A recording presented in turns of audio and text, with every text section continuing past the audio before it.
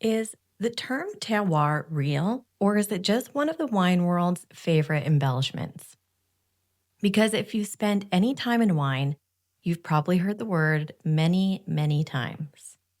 We hear phrases like expressive terroir, pure sense of place, but the uncomfortable question is that if a vineyard is sprayed with systemic pesticides, herbicides, and more, planted in depleted soils, fermented then with commercial yeast selected from a lab, filtered, fined, adjusted with enzymes, tannins, acid, sugars, mega purple, oak alternatives, and more. What exactly are we tasting, and is terroir left at all? Is it place or has it become mainly production? Let's discuss this polarizing topic. Welcome back to the VINVERITY Show.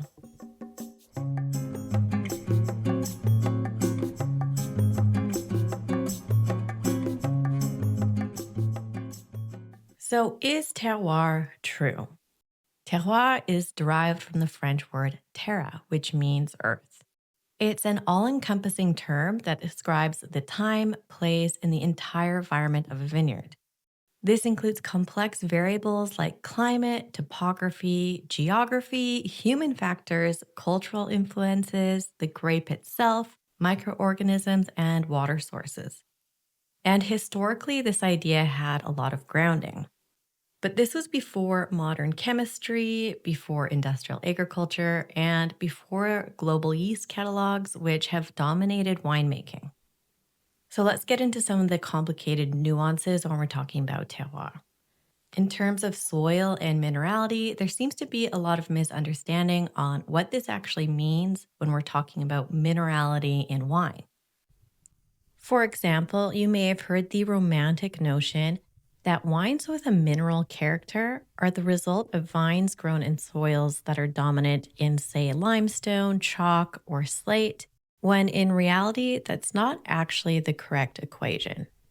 Vines don't absorb flavor from rocks, they absorb water and nutrients in ionic form, so things like nitrogen, potassium, magnesium. What the mineral composition of soil actually influences is water retention, root depth, vine stress, drainage, things like this. So it doesn't directly translate into flavor compounds that taste like, say, wet slate or chalk. In fact, mineral notes like the chalkiness of Chablis actually come from naturally occurring sulfur compounds released during fermentation. It's important to note that not all sulfur compounds contribute the same way. Some compounds are actually quite off putting. One example would be the smell of wet wool, and this would be considered a wine fault. Another unpopular truth when we're talking about soil and vines is that if soils are heavily treated with herbicides, synthetic fertilizers, and pesticides, soil microbial life declines dramatically. And microbial life is actually one of the few real contributors when it comes to site expression. So, if we're completely depleting the soils that we're planting the vines on, what terroir are we really expressing? So, another topic that's often conveniently ignored in terroir conversations is yeast. Most commercial wineries do not rely on ambient yeast, they purchase specific cultured yeast strains. And they're selected for specific aromas and flavors, boosted thiols, strong color extraction, fermentation reliability, and alcohol tolerance. And there are catalogs upon catalogs where the winemaker can choose a passion fruit forward Sauvignon Blanc profile or silky red fruit ester amplification, enhanced glycerol mouthfeel, and the list goes on. These yeasts play a major factor in the character of the wine. So, in this instance, which is the vast majority of wines we see today, this isn't really terroir. This is flavor design.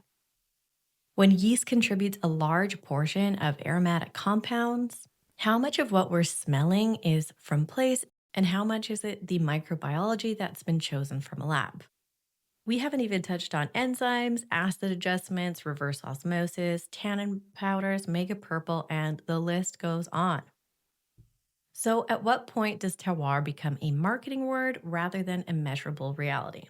In today's modern wine world, many wines are picked based on sugar targets for market demand, adjusted for color and sweetness, blended across large geographic areas, and designed to hit a flavor profile that's not naturally present in the grape itself. So, this sense of place that is still such a widely used term is really actually a mute point in these wines. For many modern wines, terroir has become storytelling that's not based on philosophy or any truth at all. So, is terroir true? The balanced answer is that it is, but only under certain conditions, which unfortunately largely aren't met in our modern wine culture. Terroir is most visible when soils are biologically active, when farming is low intervention, and fermentation is low intervention, relying on native yeast, where additives are minimal, and the goal is expression, not replication.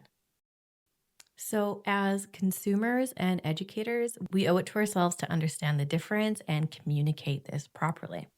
So, the next time that you hear this wine screams of place or what a true terroir expression, just make sure you're asking in the back of your head, is this actually about a true place, the vineyard, or is it the laboratory or the marketing department?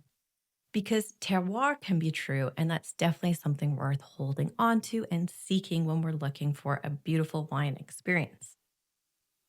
So, on that note, cheers to asking better questions and getting to understand why we love the wines we love. Until next time, in Wine There is Truth.